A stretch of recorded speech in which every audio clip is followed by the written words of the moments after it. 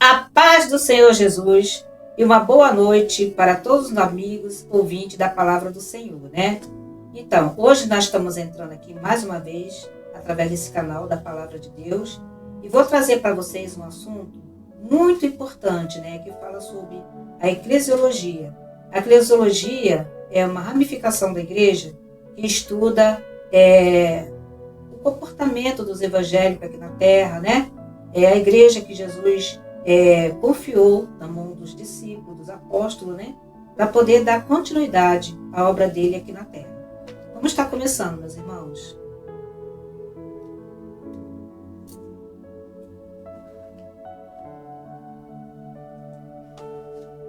Pois eu também digo que tu és Pedro, e sobre esta pedra edificarei a minha igreja, e as portas do inferno não prevalecerão contra elas, né? Essa palavra aqui, a gente pode estar encontrando ela ali no livro de Mateus, capítulo 18, Mateus 16, capítulo 18. Eclesiologia vem do grego, igreja mais logia. Logo, eclesiologia é o estudo sobre a igreja na unidade. Aprenderemos um pouco mais sobre a igreja fundada por Jesus Cristo, a sua noiva. Quando se fala sobre igreja, falamos sobre um lugar de adoração a Deus, uma reunião de pessoas composta por todos os redimidos, corpo dos cristãos em Cristo que servem a Deus. Nós referimos à igreja invisível, cristãos salvos em todo o mundo, em todas as denominações, em todas as épocas. Veja Mateus capítulo 25, versículo 1, capítulo 13. Da igreja visível ao grupo de membros unidos na mesma fé, em tese, em Cristo Jesus, em determinado local. Então, irmãos, se vocês tiverem uma Bíblia, né, vamos estar abrindo aqui a nossa palavra de Deus, né, o livro de Mateus, capítulo 25, versículo 1 ao 13.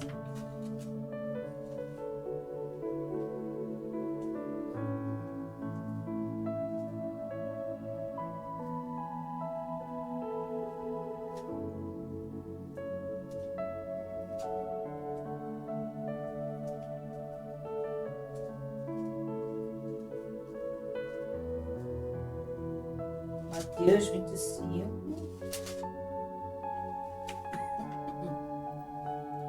1 a 13.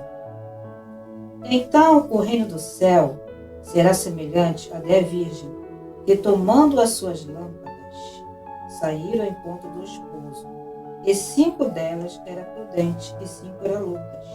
As loucas, tomando as suas lâmpadas, não levaram consigo o azeite, mas as prudentes levaram o azeite em suas vasilhas com as suas lâmpadas. E tardando o esposo, os que mearam todas as e adormeceram. Mas à meia-noite ouviu-se um clamor. Aí veio o esposo, saiu ao encontro. Então todas aquelas virgens se levantaram e prepararam suas lâmpadas. E as loucas disseram para as prudentes: dai-nos do vosso azeite, porque vossas lâmpadas podem se apagarem. Mas as prudentes responderam dizendo: não, seja o caso que nos falte a nós e a vós. Ide antes aos que vendem e compra para vós. E tendo elas ido comprado, chegou o esposo, e as que estavam preparadas entraram com ele para as bodas, e fechou-se a porta. E depois chegaram também as outras virgens, dizendo: Senhor, Senhor, abra-nos a porta. E ele respondeu e disse: em verdade vos digo que eu não vos conheço.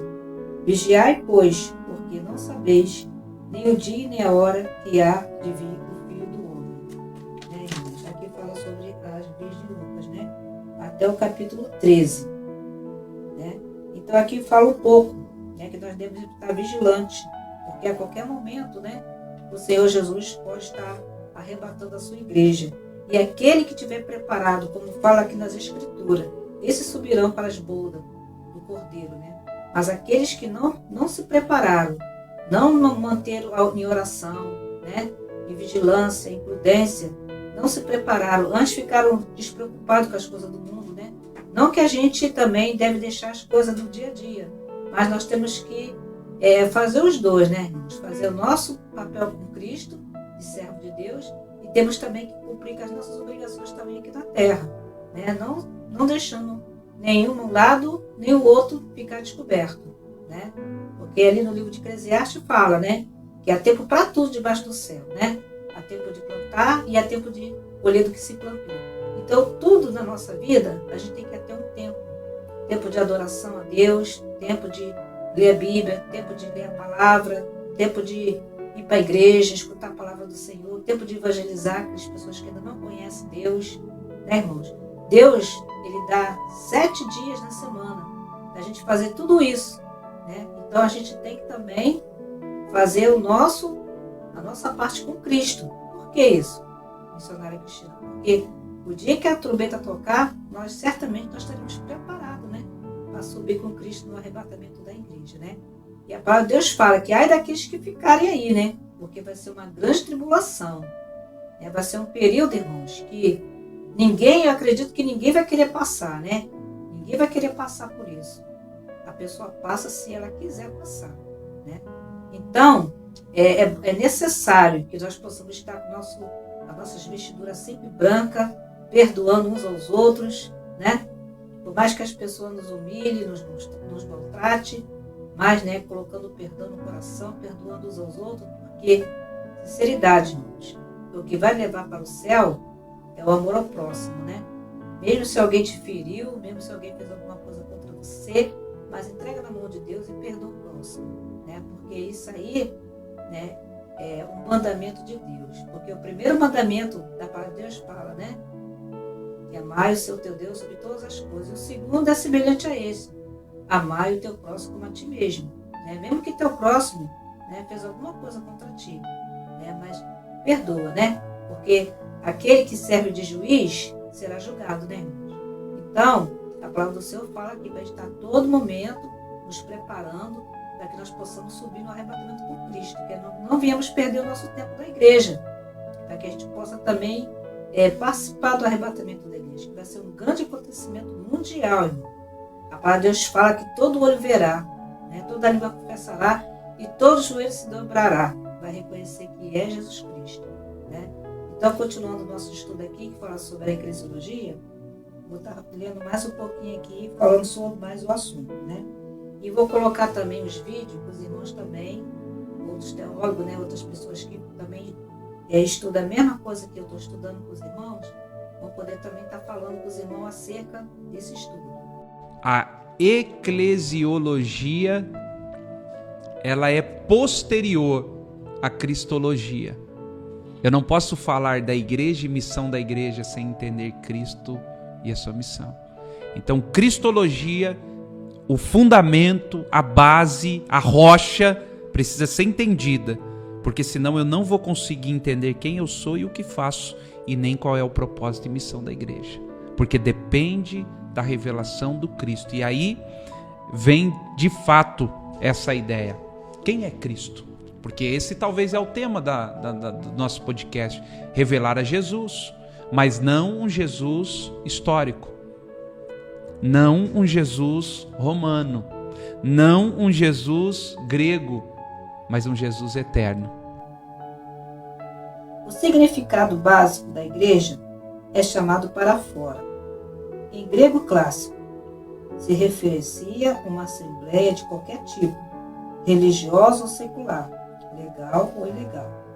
As palavras hebraicas, frequentemente traduzidas como eclésias, no Antigo Testamento grego, significa uma reunião ou assembleia, como que o judaísmo tinha uma sinagoga no Novo Testamento, e veio a significar a assembleia dos cristãos, especificamente seguidores de Jesus. A igreja foi ordenada por Deus. Veja o que Gleisi fala sobre: como todas as outras obras de Deus, a igreja não é uma ideia tardia. Ele ordenou a igreja, ele que é Jesus, né? Ele ordenou a igreja desta eternidade, uma vez que Deus é eterno e imutável. O que quer que ele deseje, ele desejou imutavelmente desde a eternidade. Ele nos elegeu nele antes da fundação do mundo, para que fôssemos santos e irrepreensíveis diante dele. Está escrito em Efésios, capítulo 1, versículo 4. E 2 Coríntios, capítulo 5, versículo 17. Os decretos de Deus são eternos e finais. Romanos 11, 29. Ele é a origem e o iniciador de toda a salvação, inclusive dos cristãos da Igreja do Novo Testamento, pois somos eleitos segundo a sua presciência de Deus Pai. 1 Pedro 1, capítulo 2 e Romanos 8, versículo 29, Efésios 1, versículo 11. E ele conhecia não somente a igreja em geral, mas também cada pessoa.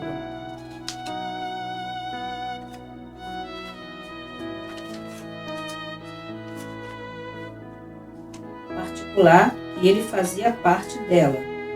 A sua presciência infalível e a sua providência era específica e detalhada. Aqui na Terra, a igreja começou após um tempo de Cristo, mais especificamente no Pentecoste. Mas o Antigo Testamento preparou tudo para a sua chegada. Embora, terramente, a igreja tenha começado depois do tempo de Cristo, o Antigo Testamento fez preparativos para ela. A igreja ordenada por Deus desde a eternidade também começou de maneira pré-determinada assim, vinda à plenitude dos tempos. Deus enviou o seu Filho, nascido de uma mulher, nascido à lei, para redimir os que estavam debaixo da lei, a fim de receber a adoração de filhos. O próprio Jesus disse a instituição da igreja no Novo Testamento, quando disse a Pedro: bem-aventurado és tu, Simão Barjonas, porque tu não revelou a carne, mas o sangue, mas meu Pai que está no céu, pois também eu te digo que tu és Pedro, e sobre esta pedra edificarei a minha igreja, e a porta do inferno não há de prevalecerão contra ela. Está escrito em Mateus capítulo 16, 17. Aí depois os irmãos podem estar lendo também essa referência bíblica, né? Note que no verbo edificar está o no futuro indicado que ainda não aconteceria que Jesus se colocasse como um construtor da igreja. Notamos a veracidade dessa palavra ao lermos o texto de Mateus 16, capítulo 16 até o 18. E também ao ler Efésios 2, capítulo 20 e 22. Edificado sobre o fundamento dos apóstolos, dos profetas, de que Jesus Cristo é a principal pedra da esquina, no qual todo edifício bem ajustado cresce para o templo santo do Senhor, o qual também vos juntamente sois edificado para a morada do Deus em Espírito. A morte, a ressurreição e a ascensão de Jesus Cristo é que marca a fundação da igreja. Além disso, uma vez que todos os cristãos que estão no corpo de Cristo são batizados nele pelo Espírito Santo, está escrito em 1 Coríntios, capítulo 2, versículo 13. E a consequência é que a igreja se iniciou antes de que acontecesse o batismo do Espírito Santo em Pentecoste. Esses cristãos que fazem parte do corpo de Cristo são tanto judeus como gentios. São nós agora, os que fazem parte do corpo de Cristo, não são tanto judeus como gentios. Somos nós agora é que vivamos antes da sua geração. 1 Coríntios 12, 12. O corpo de Cristo é formado por todos aqueles que confessam Jesus Cristo como único e suficiente, exclusivo e eterno Salvador. Está escrito em Efésios, capítulo 2, versículo 12. Jesus Cristo se refere ao termo igreja apenas duas vezes, na primeira vez que em Mateus, capítulo 16 até 18, quando ele fala com Pedro: sobre esta pedra edificarei a minha igreja. O nome Pedro vem da palavra grega Petros, que significa pedras pequenas. No texto bíblico, a palavra pedra, sobre o qual Jesus edificará a sua igreja, vem também um verbete grego, petra, que significa rocha grande e firme. Ou seja, Jesus usaria pedras pequenas para colocar sobre a rocha, e que ele para edificar a sua igreja. Ainda não leste nessa escritura? A pedra que edificaram, rejeitaram. Esta foi posta à cabeça da esquina. Marcos, capítulo 12, versículo 10. Pedra da esquina, ou cabeça de ângulo. A pedra principal é o edifício, a qual toda a construção se apoia em Jesus Cristo. Em Mateus 21, capítulo 42, e Marcos 12, capítulo 10, Lucas 20, capítulo 17, citou as escrituras Salmos 118, 22 até o 23, e mostrou-se a ele a pedra. O apóstolo Pedro escreveu que Cristo é a verdadeira pedra, e chegando-vos para ele a pedra viva, reprovada na verdade pelos homens, mas para com Deus eleita e preciosa, pelo que também na Escritura se contém: eis que põe em Sião uma pedra principal de esquina, eleita e preciosa, e quem não crê nela estará confundido. Assim para vós, os que crede, é preciosa, mas para os rebeldes, a pedra que os edificadores reprovaram, essa foi a principal esquina, uma pedra de tropeço, uma rocha de escândalo, para aqueles que tropeçaram na palavra sendo desobedientes. Está escrito ali no livro de 1 Pedro, capítulo 2, versículo 4 ao 6 até o 8, irmãos. Além de ser a rocha sobre a qual a igreja está fundamentada, Jesus também é a cabeça do corpo. Efésios 1, capítulo 22 ao 23. E Colossenses 1, capítulo 18. A segunda vez que Jesus se refere à palavra igreja em Mateus, capítulo 18, 17, se recusar ouvi-lo, diz a igreja visível. Esse também recusar ouvir a igreja visível, considera-se como um gentil publicano. Neste caso, ele está falando sobre a disciplina do cristão quando ele peca. Referências bíblicas no Novo Testamento sobre a igreja: Mateus 16, 18, Atos 2, 47 e Romanos 16 ao capítulo 16. Né? Então, irmãos, que os irmãos possam, né, estar lendo, né, todas essas referências bíblicas, no qual eu citei aqui sobre essa apostila, porque a palavra de Deus, né, é que nos ensina, né? Ensina melhor ainda o que está escrito na Bíblia, porque a Bíblia, ela é a boca de Deus falando conosco nessa terra, né, irmãos? E eu quero deixar um pedido aos irmãos, se os irmãos gostaram, né, dessa palavra, que os irmãos possam compartilhar, né, esse assunto com outra pessoa que você conheça, e deixe o seu like, né, deixe o seu gostei, né, e que Deus continue abençoando vocês, né, rica e abundantemente. E na próxima aula eu vou estar dando outra aula falando mais um pouco sobre a palavra do Senhor, né? E aqui eu vou deixar os vídeos escritos, né, para os irmãos poderem também estar acompanhando, e que Deus abençoe, né? E vamos dar a paz do Senhor até o próximo estudo. Tchau!